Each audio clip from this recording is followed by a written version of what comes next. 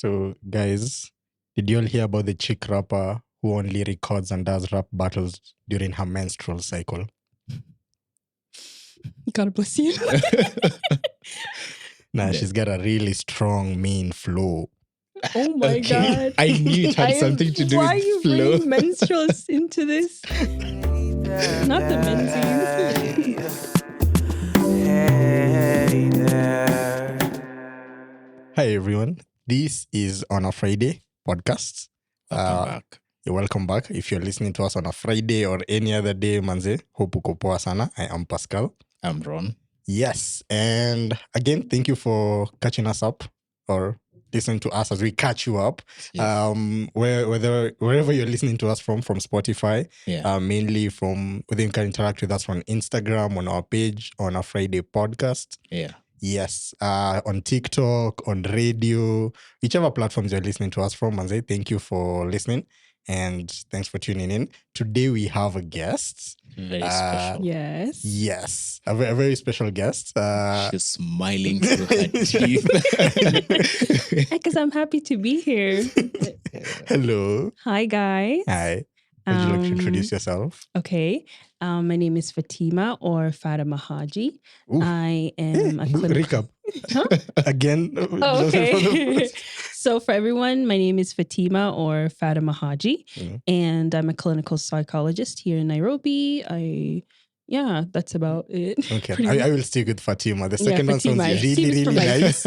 but my tongue is like, I'm Fatima like, is for my friends. nice. Thank you. Yeah. We'll stick with that one. And this is the second part of a previous conversation we had which dropped.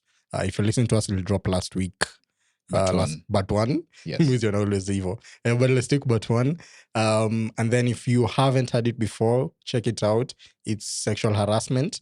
And we have a guest on that episode Big called disclaimer. Yeah. Yes. You guys brought we in have some to put big people here. big disclaimer. This situation, this in conversation. red, highlighted, bold. Sawa, disclaimers iko nyingi. That's why we have a psychologist here. The last conversation we had an advocate. So looking at the legal and procedures side.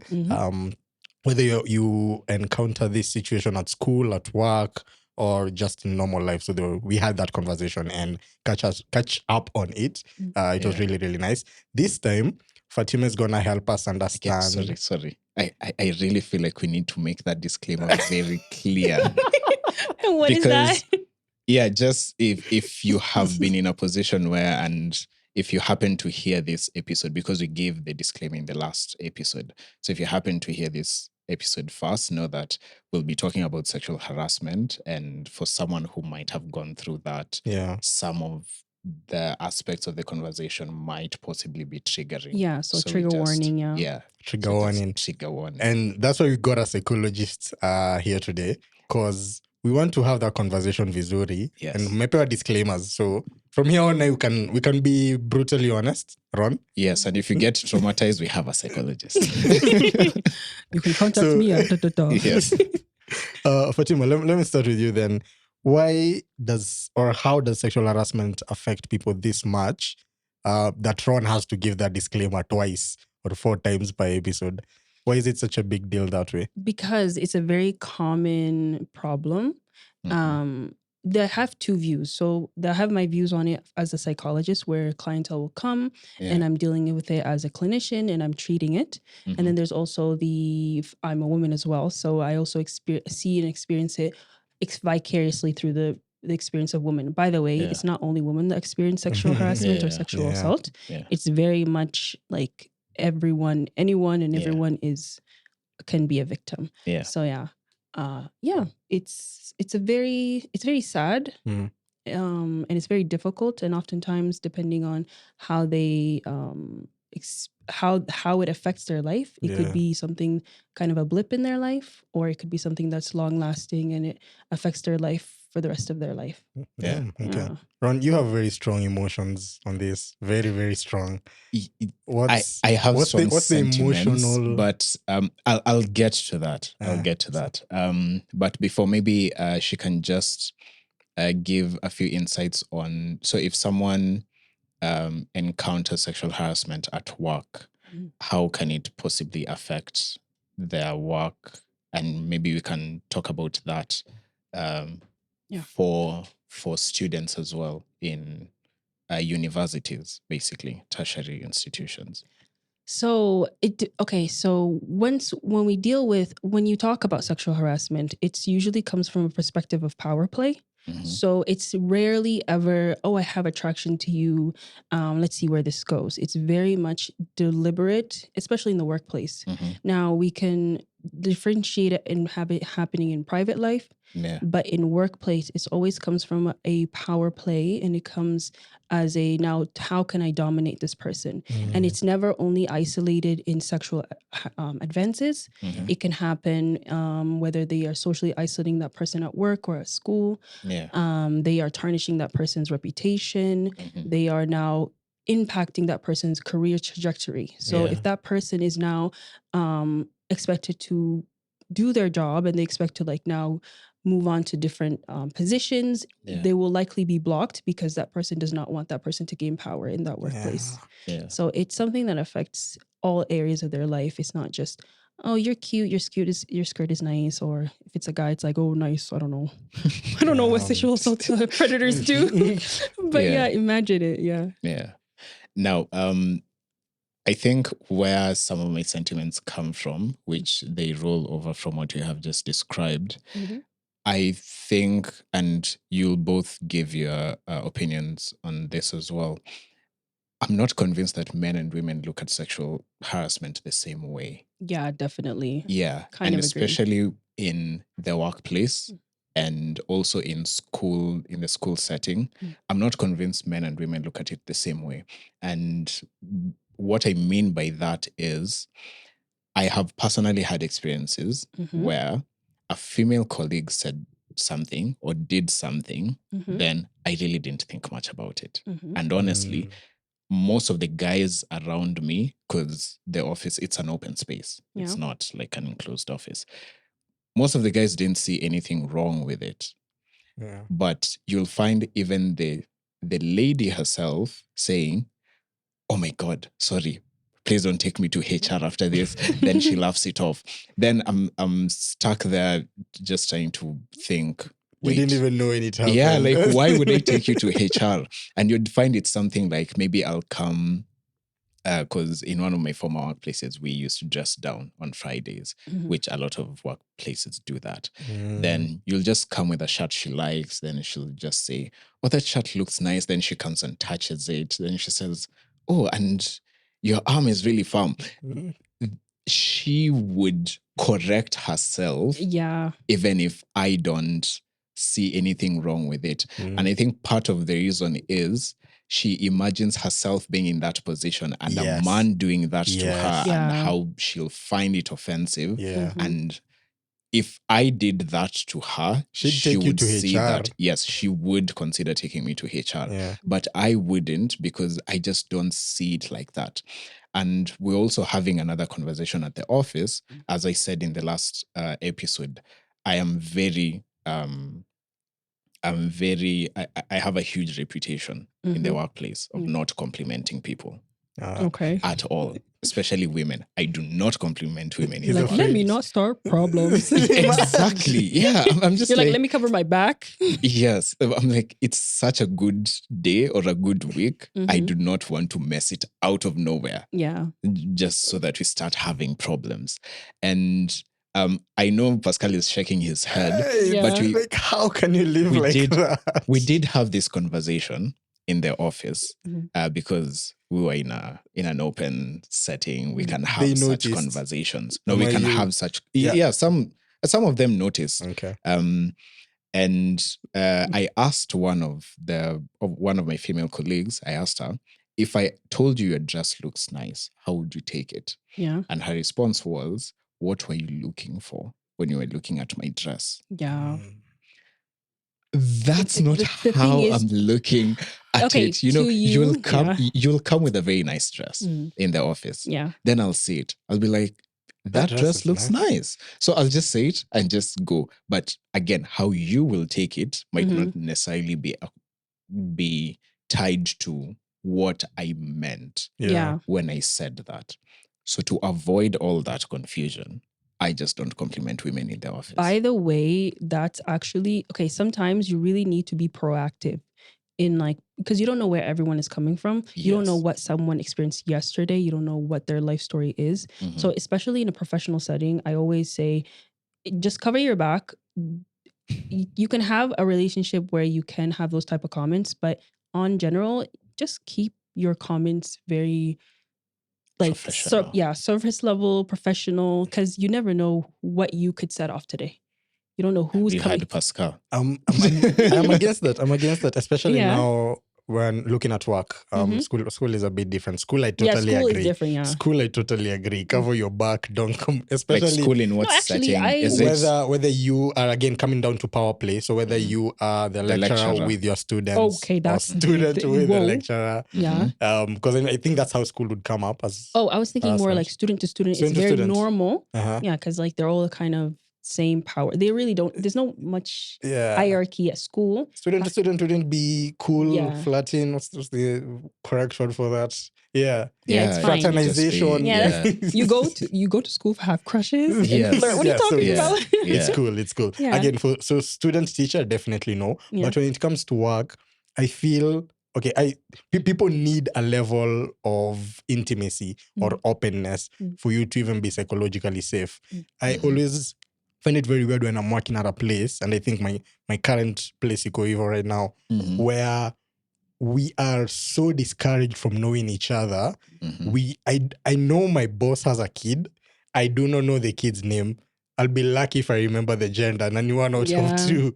But it's because we are so discouraged from getting to be free with each other that we don't let such relationships grow. And then I'm coming from a place where we used to work, and I used to play with my boss's kids. Yes. Remember? Yes. So yeah. we were all tightly knit. They knew whether I was dating or not. Yeah. I knew my boss. The boss used to invite you for parties For at dinner her house. at her house. Yeah. Yeah. So when you compliment such a boss that you look lovely today, she wouldn't think of it that way, because we've gotten to a point where we allow some things. Yes, of course, there's a limit and there's a fear of how far it can go, but we get to a point to allow such relationships to thrive between human beings, because that's where we are. So that's why I am worried when Ron doesn't compliment anyone in the office, because it makes him look like a stuck-up jack also.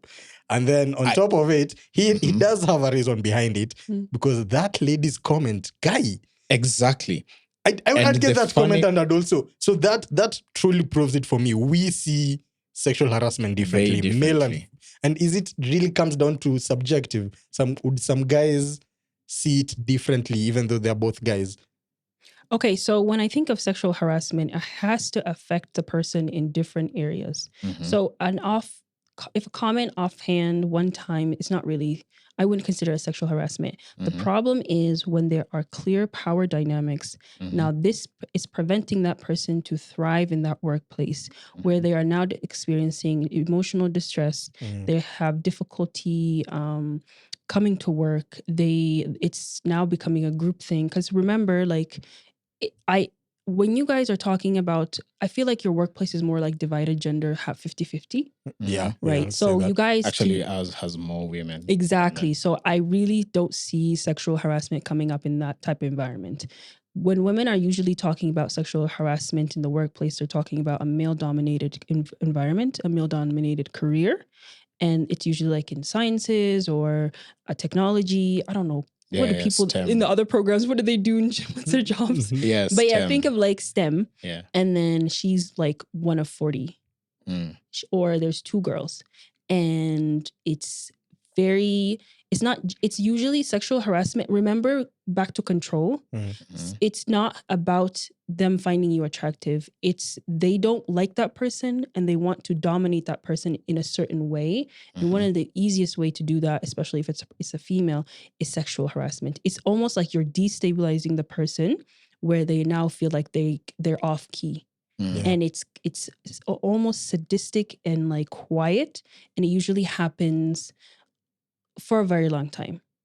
And this is like court level. I want to quit, or this person has now ruined my career. Now this person, I'm in therapy because of this person, right? So in a workplace where it's male dominated, that's when it's like, okay, guys, I'm actually getting sexually harassed.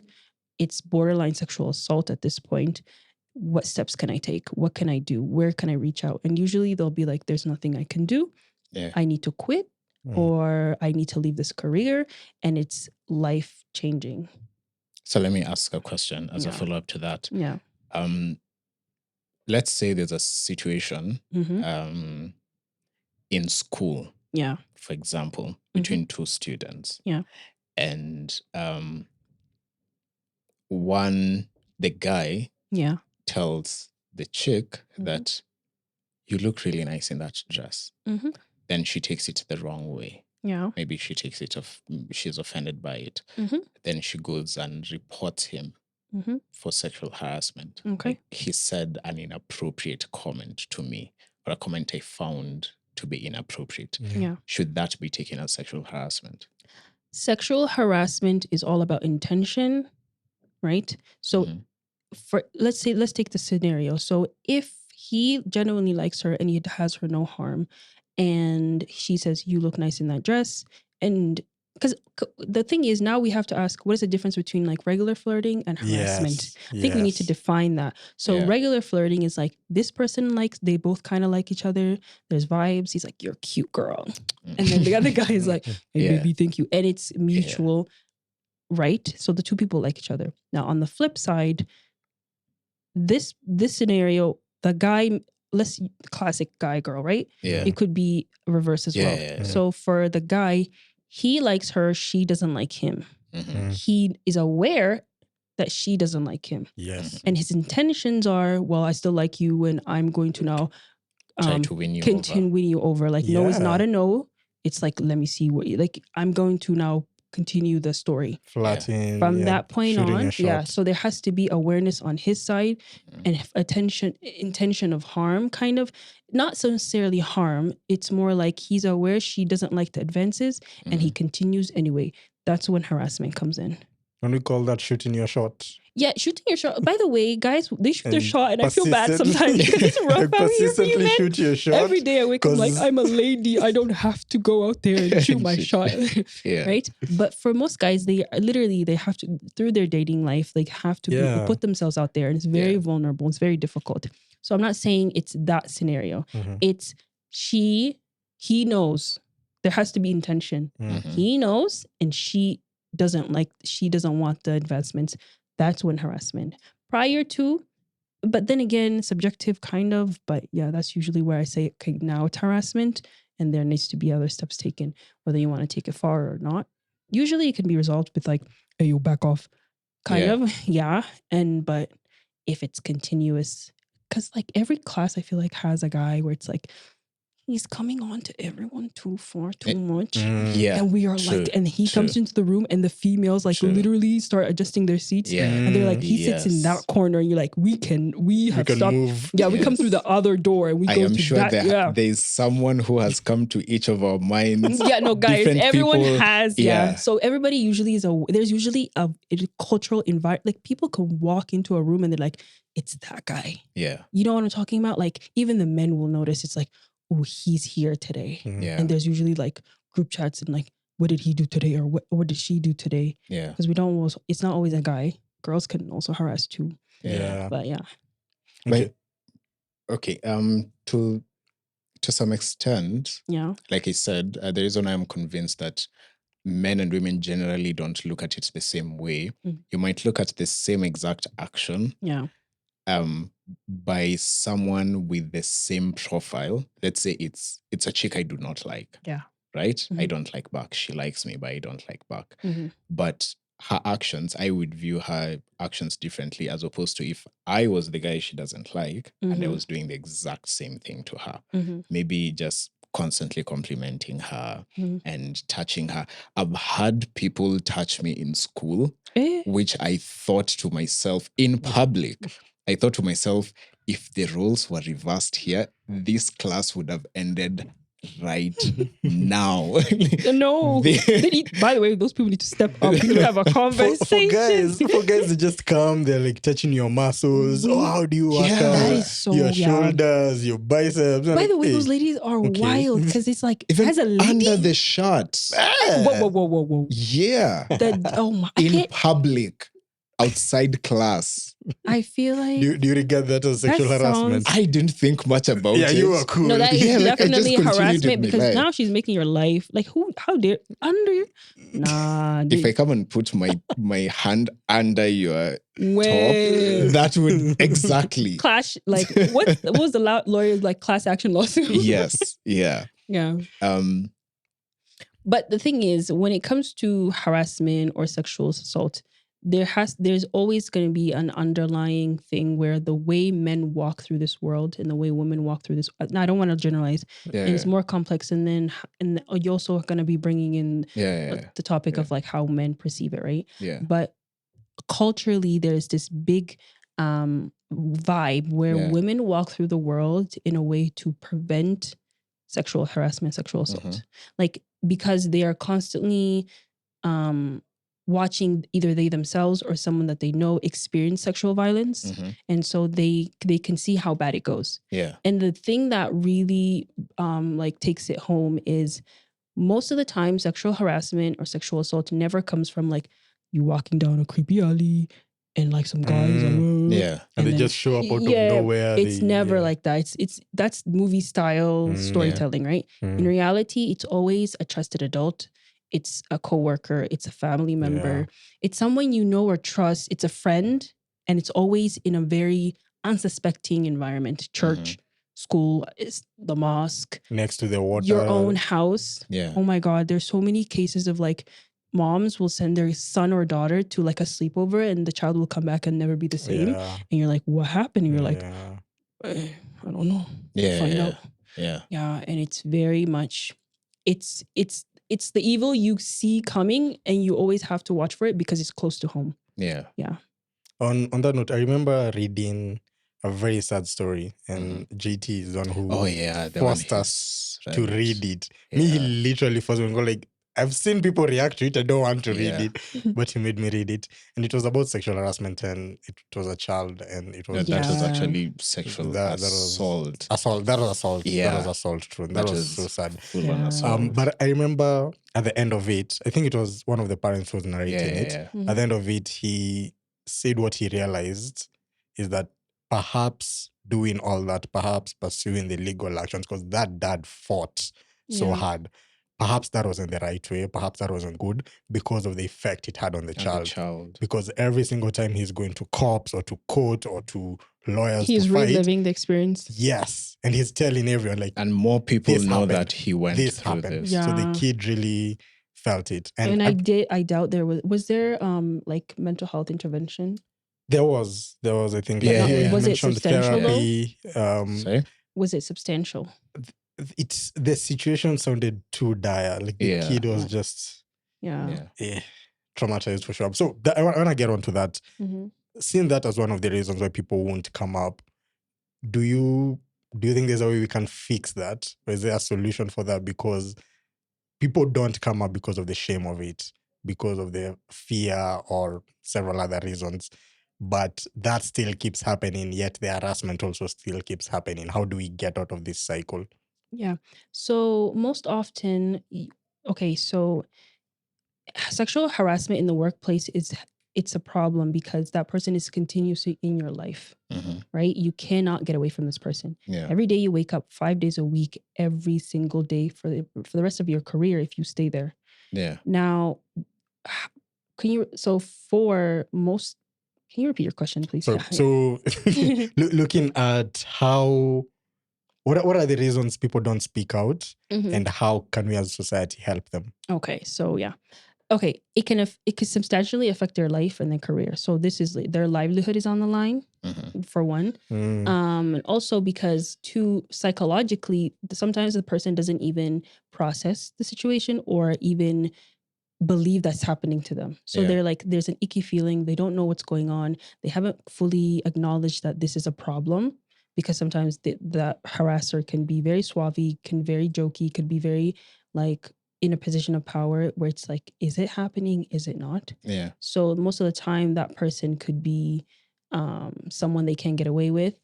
And there's a lot of feelings of shame. So remember like how the person does it for control. Yeah. So this person is now like destabilized and they don't know what to do. And now, how do you now come forward and have the bravery to like fight this or deal with this and talk about it and relieve it and write statements? When and every step of the way you would either not be believed, it would cost you money, you'd have to go through the legal system. It's not worth it. Yeah. It's one of the only crimes I can think of legally where there is no proper ramification. Let's say in this perfect scenario, you go to HR, they are fired, and you want to deal with it legally. Yeah. What's the likelihood of it being like severe enough for it to like be impactful? Really low, right? Like, and how much would it cost you now? Like, you're better off just moving on and forgetting about it and healing on your own than trying to deal with this publicly. So it's shame. It's because the person also won, right? Because now they have dominated you mentally. They have won. They have overpowered you. And so like they've isolated you. Yeah. So it's a psychological warfare. How do you win? I honestly, I'm still learning myself. And I understand what you're explaining, and especially when it comes to the power dynamic, because as we were discussing earlier, I told you how earlier on it didn't make sense to me why someone would wait for 10, 15 years, even 5 years to come forward and say that this person harassed me or this person assaulted me. It just didn't make sense to me. But the more I especially worked in a corporate setting, the more it made sense. Because now you find someone in a position of power, position of authority, they already have that power inside that organization. And even outside, they're so well connected that they have other proxies of power, like power by association. Social capital. Yes, they have a lot of that. And that is relevant in the work setting as well as in school, because you can also find a lecturer who they'll assault you because they know they can affect your grades. And not only can they affect your grades for his or her class, but they can also affect your grades for they can go and badmouth you to other lecturers for them to give you a bad grade. So you find that someone will go through that experience and they won't talk because, as you said, they fear just the extent to which it will affect their lives. Then by the time they get to a chance where this person is no longer in that position of power anymore, where I can actually battle with you, it's 5, 10, 15 years later. Now I can come and say, now you don't, now you're just trying to tarnish my reputation. Yeah, maybe you don't have as much social capital as you had before. The perpetrator, maybe they don't have as much social capital, or people just don't see them as powerful as they used to, which especially in the entertainment industry, people do that a lot because you find the way people are looking at a certain artist 15 years ago, they're still alive, but right now people don't really see them as such high regard as they did before. So now you can finally come out and say, by the this person did this to me, because now you can actually challenge them. It definitely. But again, as Fatima said, what's the reason for doing that at that time when there's no repercussions that would help as much, and you're just putting yourself out there for the embarrassment and the shame of it?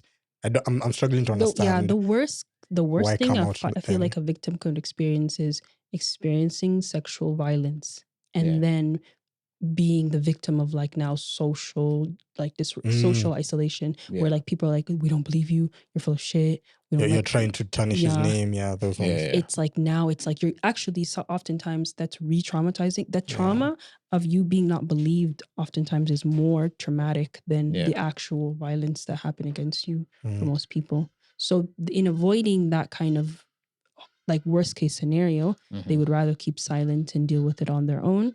And also the type of, you have to understand now what kind of person is more likely to be a perpetrator, what kind of person is more likely to be a victim. In reality, most perpetrators are very smart. They tend to be very in positions of power we've talked about, but they also have to have like a lack of empathy. So like they themselves have to be they're not dumb. They don't pick the chosen. They don't pick someone that they can fight toe and toe with and can like fight back. Yeah. It's always someone lower level someone than lower. them. Yeah. So usually it could be a woman. It could be someone much younger. It could be someone who's socially awkward. Yeah. It could be someone who's struggling. I think there was some type of like video where they were interviewing like a sociopath and how did he now pick his rape victims. And he said, I pick my victims based on their body language and how they like walk around in the world. They pick a person that they also study psychology to a degree, which is god awful, please. But they tend to have a background, in psychology where they say someone who has like low demeanor, someone who's quiet, someone who doesn't look like they have a lot of social support system, someone who would be dismissed or tend to be small, right? They are very smart. They're very strategic in who they pick. Now, so if they know that's the type of person that they're going after, how would that person now fight back because they didn't have any tools or any help to be able to now fight back, right? Yeah. So yeah, it's very sad. And I think one thing that makes this discussion complicated, in my view, is one, how we look at it in a lot of societies, and the divide it creates between the two genders. Because on one hand, you do get genuine cases where people were sexually harassed, and when they come forward, people don't believe them. And on the other hand, you find people who maybe in some societies, they'll know that, it doesn't take much for this person's reputation to be tarnished once I come forward with such an accusation. So they'll just come up with an accusation and they'll put it forward. Then even by the time this guy is made out to be... So that's a lying accusation. Yeah. It has already tarnished their reputation. Yeah. So that I see as a very big problem in the discussions we have. And I think that's why... That's why in the previous episode with Cynthia, I asked her about what if it's established that this person lied about this accusation. Because in my view, I believe that if it's a case where it's evidently a lie that these accusations were false, if it's as black and white as it can be, this person should receive just as heavy a punishment as this other person would have gotten had the accusations been true. Yes. And in my view, that would discourage people who would just want to use that channel to gain some kind of mileage or some kind of power. And it leaves us to actually focus on people who are actually struggling with this and are going through this experience. And I also, there's this interesting clip I watched on YouTube. It was a news reporter. She was saying how there was a study that was done by a certain journalist, and the journalist, with the people she spoke to, which were men in positions of power. And what she was trying to establish, what that study was trying to establish, was why a lot of them don't take female mentees. Why most of them just take male mentees. And a lot of them stated that they even dread being in the same room alone with a young woman. Because if that woman leaves that office and says that he harassed her, he touched her, he put a finger, he said anything in any form of harassment. By the time that case is heard and it gets settled, he has already lost everything. So he doesn't see why he should take that risk and ruin his career, because he knows he's a good person. But he also knows that there are some people out there who would want to take advantage of certain how we look at such things. Because by the time there'll be this huge movement online that says, we have been dealing with this case for thousands of years and you're just like the rest. This guy needs to lose their job and all that. men in power taking over and Exactly. just harassing people. So a lot of those men in power just said that's one of the main reasons why we don't take female mentees, because if it gets to that point, then there's So- it's a lose-lose situation for me. Yeah. You see, Yeah. that's an advanced version of Ron's fear of Yeah. that's Ron in future. Okay, so that True, okay, true, so by that is a fear that is definitely on the minds of young men or men that are in positions of power. Mm, See, when I think of sexual harassment, one of the key precursors people need are lack of empathy.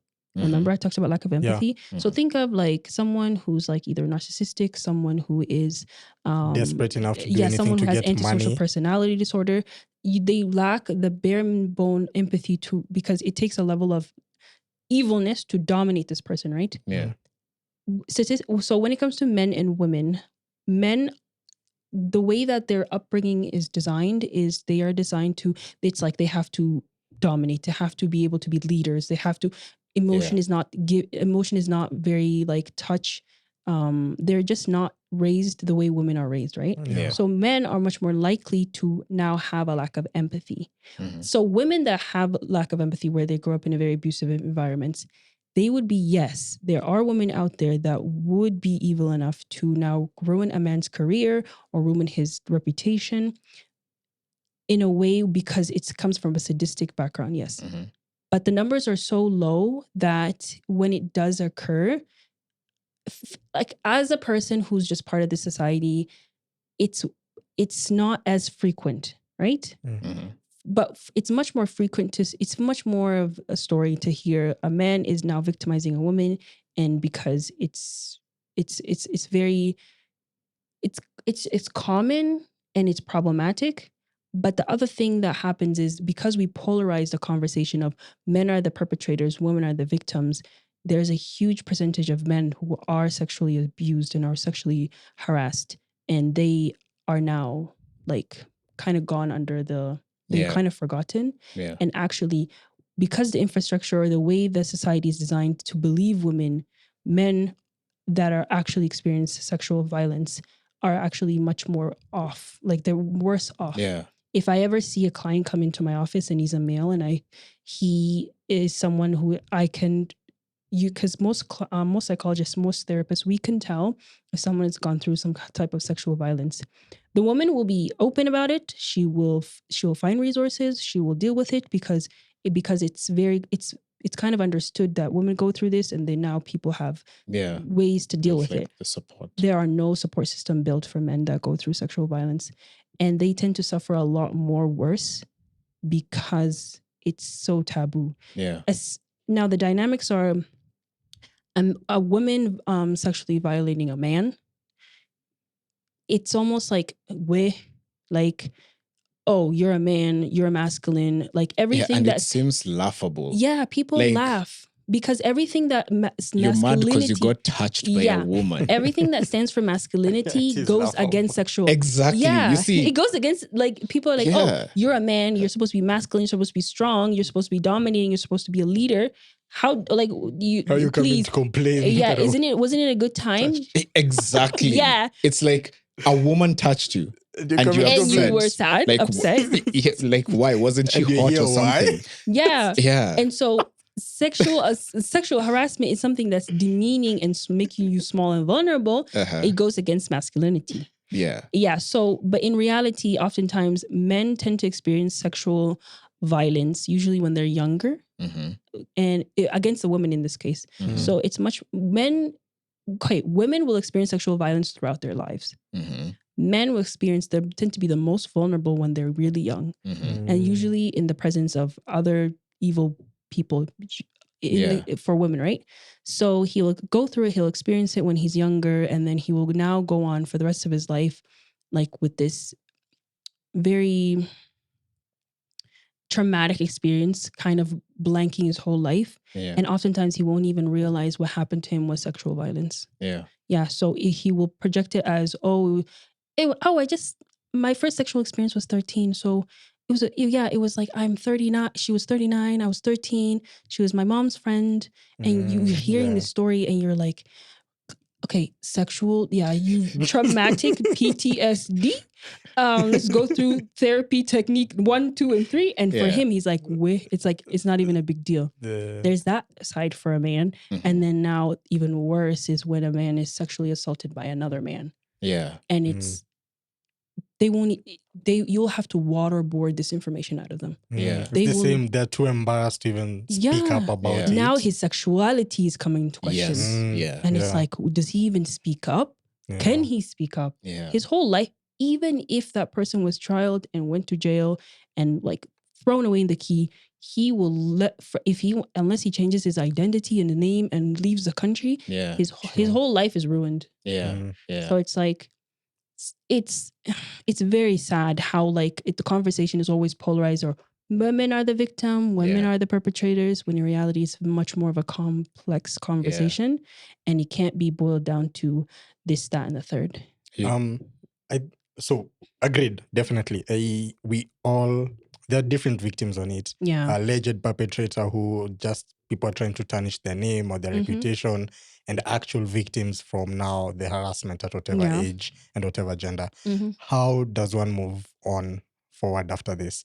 Seeing again, as we've said, looking at legal measures or coming up to talk about it are not quite...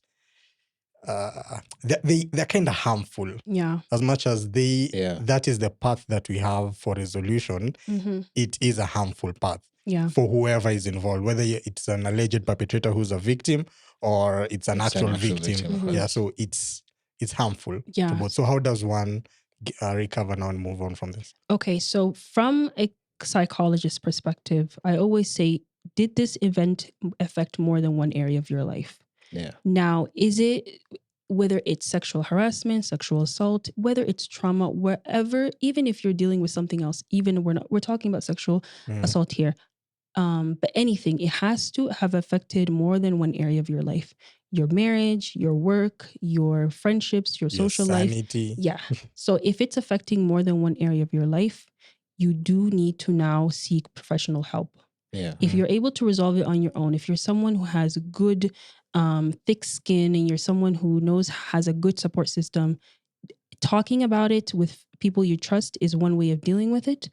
But if it's now affecting your life in a substantial way, like you are no longer able to go to work, you are not sleeping well, you're getting more sick. By the way, these type of things can affect you physiologically. Yeah. So you can start to notice you're getting sick more often. You're having digestive problems. You're having nightmares. You're not sleeping well. You're not eating well.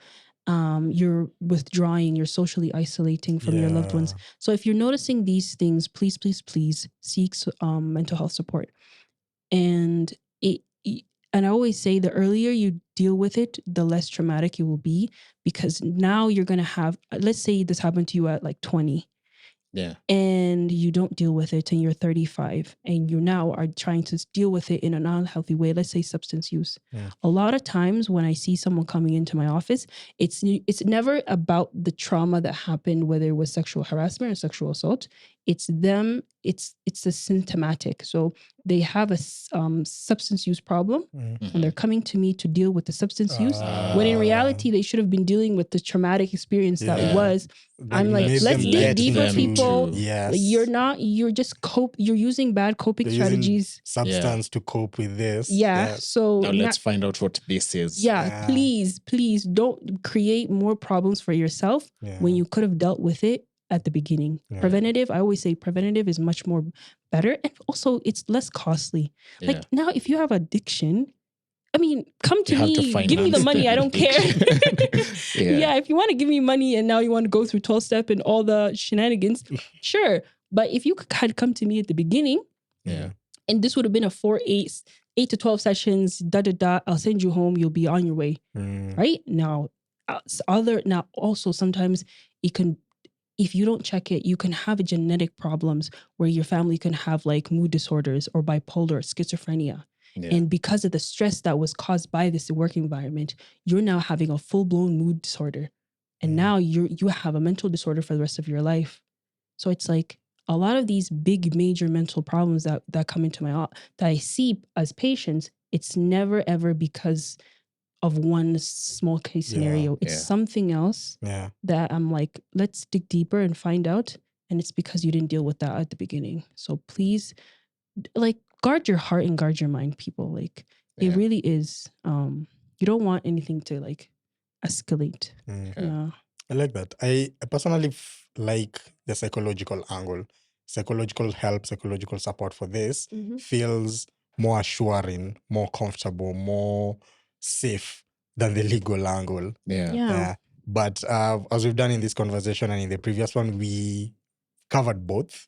So we are sure listeners know and understand the psychological help that they can get if this situation happens, sexual harassment, sexual assault.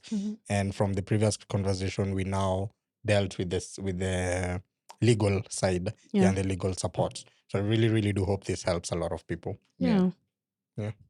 Oh, I just wanted to say, when she mentioned, as we are wrapping up, when she mentioned how young boys are more vulnerable than adult men, it reminded me, and you'd be surprised at just how many young boys don't even see it as sexual assault. They see it as a challenge accomplished. Like when I was in I've conquered an older lady. I'm like, yes. Older like, that was a senior citizen. I was 14.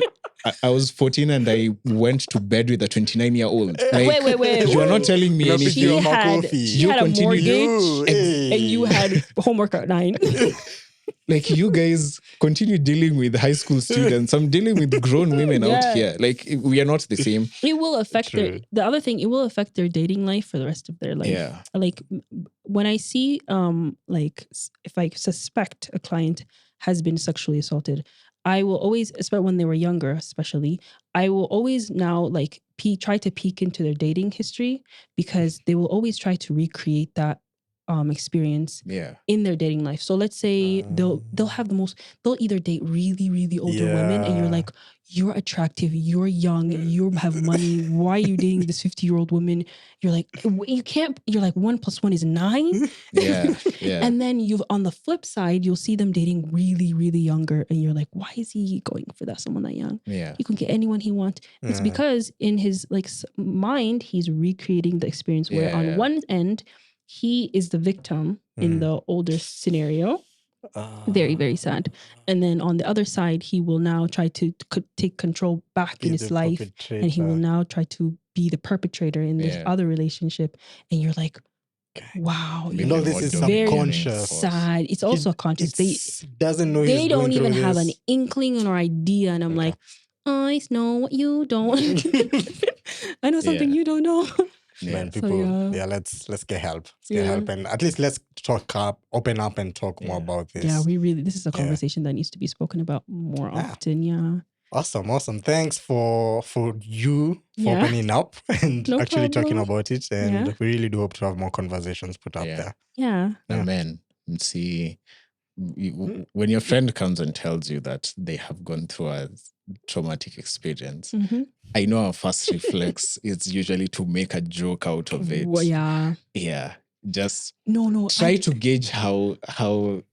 No, I've actually seen. No, I don't know how jokes. to. I don't see. Actually, jokes I don't see much in my friend group. But what I do see is they will freeze, like deer in the headlight. Like, because they're like, "What do I say? What do I do?" And in their time to try to reply, they're just like, you see a statue, like this. I definitely understand like, because they're that. not equipped. Yeah, they're not equipped. We don't even know how to start. What do I say? How do I say? What do I say? What do I not say? I'll give you guys some advice. Just listen and nod. Sometimes just being quiet can be the most effective. You don't have to have your input. You don't have to say anything. I mean, that's what my job is. Like, also, there's more to actually. There's way more to actually my job. But like, majority of it is listening. And sometimes these people just need place to be able to vent and say what they want to say. Yeah. So just learn to be a good listener. True. Yeah. We will close there. Thanks for everyone. Faduma, thank you for this conversation. No problem. Thanks for the tips. Thanks for the angle, how to deal with it now as a psychologist, how you see it, and even how we can help others by listening and nodding. Yes. And not giving solutions. Yes. Listen and nod. Yeah. We are on a Friday. We're here to listen and nod on our Instagram. No, we are here page. to talk. We're not the listening and nodding ones. we are not the So listening and nodding type. But how can they find you if they need help? Oh, you can my number. Yeah, social. Yeah, media if you- marketing. And I'm like, by the way, social media. Do I even have socials? Because honestly, the only way you can contact me is through my phone number. It's very old For school. real. For real. Do I even have? No, I don't have Facebook. I don't use Instagram. I don't have.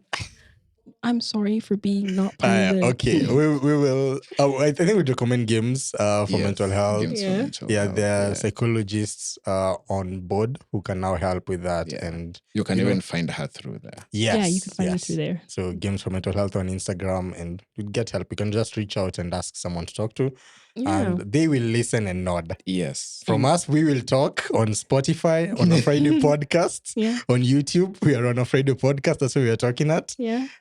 Any other platform you're listening to us on from, then awesome. And Yeah. kutusikiza.